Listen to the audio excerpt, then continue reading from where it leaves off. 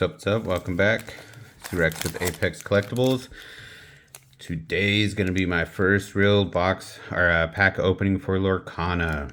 This is Floodborne, the second chapter. I have some first chapter waiting to open those at some point. Really just want to see how much you all enjoy these videos. I hope you do, because I really want to get into this. We are starting to look into playing more. I know I've said it in a couple videos, but it is very easy to start and grasp. It's in the middle of Pokemon and Magic. They made it very, very player friendly. Big thing is that this is on the back of your cards and it's ink. So instead of energy or land, that's what you use. So if you get a card that you can't use, or it's too high and you don't think you'll ever be able to play it, then you can flip it over and that's ink. And these are the only cards that you can use as ink, with the little swirls on the top, and I'll show you the difference. But let's get into this. Great Mouse Detective. Donald Duck, first of all. Belle. All right, Elsa. Tigger, Tiana, Gaston. So these ones right here, that see the difference between the 5 and the 3. The 5, it just has that just a symbol straight off. I guess what, not a hexagon. Either way, so it has that. These ones you can use as ink. These ones you cannot. All right, Queen of Hearts. Angry Little Kid, and nice Gaston. Also, too, the rarities, right? Actually, this is a pretty rare card. I might scan that one. We'll see. Rarity is pretty basic.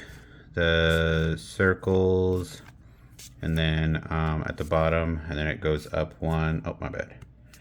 And then that's rare, and I think this is technically a mythic.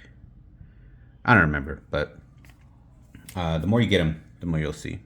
And the best part is, like, so you can have 2 different colors, right? So the colors, if I'm not mistaken, yes. So these are the colors, just straight off. You have 2 different colors in the deck. Usual, you know, you can't have a billion of one type of card, but other than that, you know, just looking at the different things that they do, and you just utilize them as any other card game. So it's pretty basic and pretty straightforward. Oh, last, lore. So it's called Lorcana, right? But you can either attack each other and take out those cards, or compete, whatever, challenge, or you collect lore, which is right here, this little triangle right there. So he has 1, so you play him as, and you use his lore, and you have to get up to 20 and you can win. But when you go from the obvious, you know, when you put him into play, it makes him susceptible to being attacked. So depending on how much health he has, and, you know, how strong he is, then, you know, you got to be smart about that. You can either race to get lore, because I mean, this one has 2.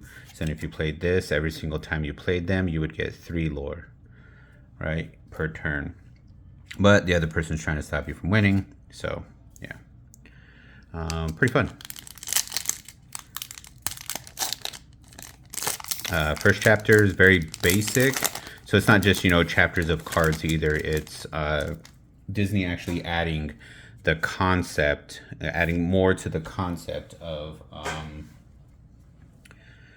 how hard the game can be. So the first chapter is very basic, very easy for individuals, or for people to get used to. And then the second chapter, which is this one, they start adding different mechanics. So it's actually building your experience in the game, instead of just all at once in your face. And I think that's why it was very hard for me to get back into Magic, is because it was just, it was a lot. Oh, nice. And it's foil. I will take this.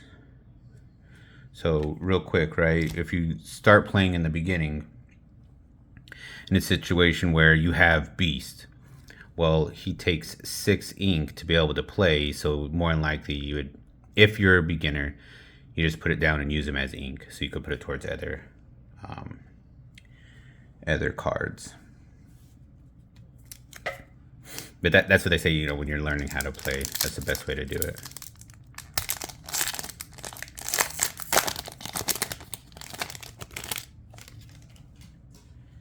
I know a lot of individuals haven't heard of this game, but I think it's been out since August, and it's catching a lot of steam.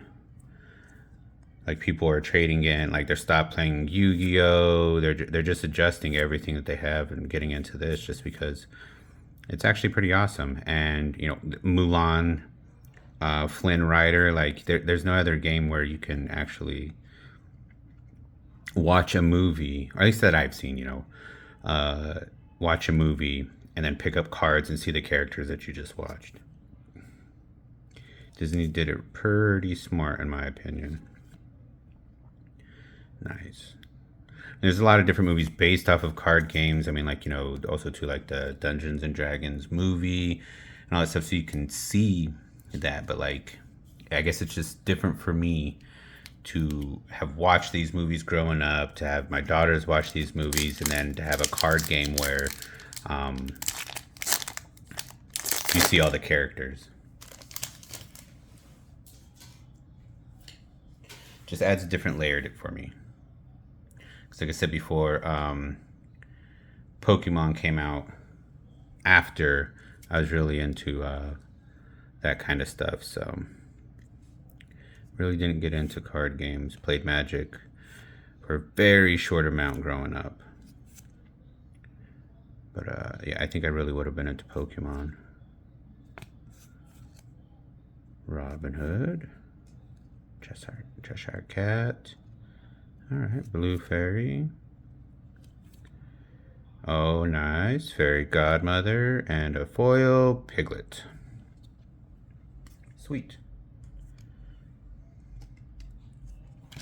Oh, also, too, a couple videos back, I pulled the signature packs.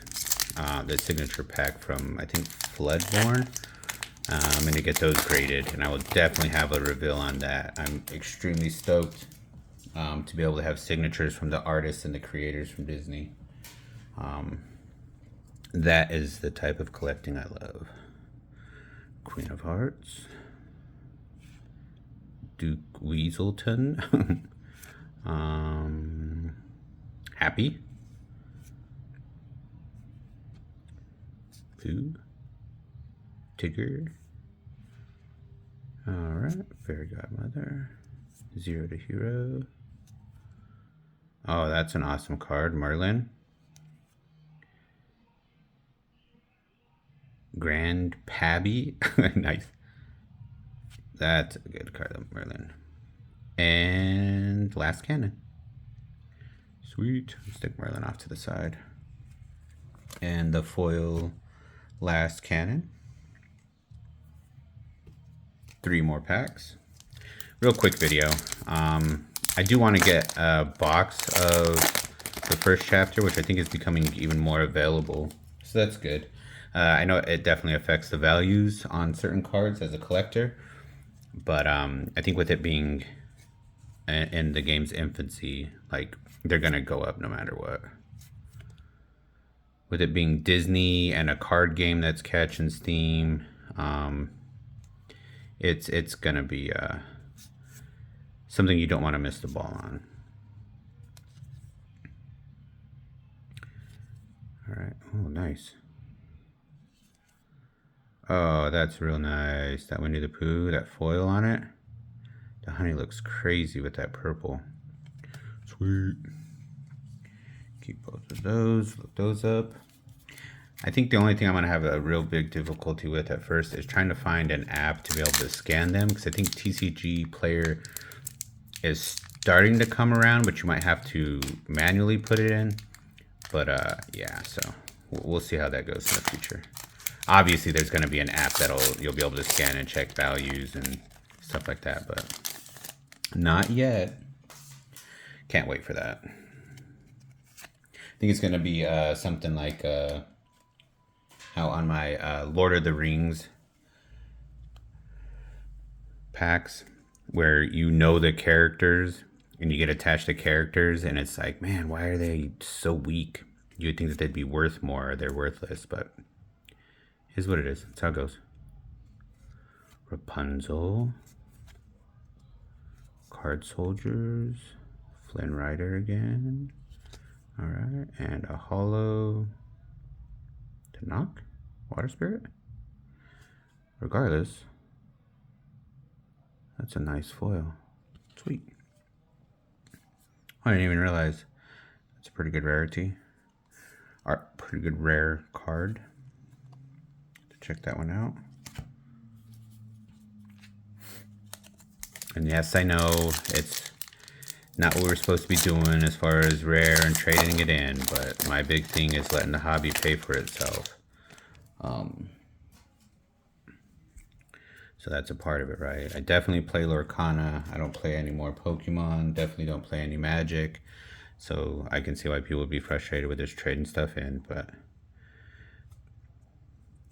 I've already said my piece on that. If they can find a card that they want because I traded it in without opening up 45 packs, then I feel like I'm helping out the community at that point. Oh, she's so gross looking. Beast, nice. I'll take that. Oh, the Queen. All right. And Lady Tremaine. Sweet. Really like these. That Beast foil should be pretty good too. All right, short video. I definitely want to see what you guys think about it. As I play it more, I'll explain. I'll get more into, you know, the evasive, which is really good because only other characters with evasive can challenge this character. So if you're fighting with him, then only a character that has evasive on them can attack him. So that's perfect. And also too, it's another, this actually is a pretty good card. Pay 4 ink for it, but has 2 lore. So if you decide not to attack and you use it for lore and it makes them vulnerable, then somebody with evasive can attack them. The only people with evasive can attack them. So it's pretty useful. It's pretty sick. And that's actually a extremely basic way of explaining the game as a whole. So I really hope you guys enjoyed this video. I really want to do more of these videos with Lorcana. To go back, I think this is probably one of the best cards I got tonight. But regardless, last but not least, so let me see. Okay, so this is a pretty good example right here, the 2 different beasts. So being limited to do certain things like Magic and Pokemon, right? You can only have a certain amount of each. Well, this one's beast and this one's beast, but when you look, they're 2 different beasts.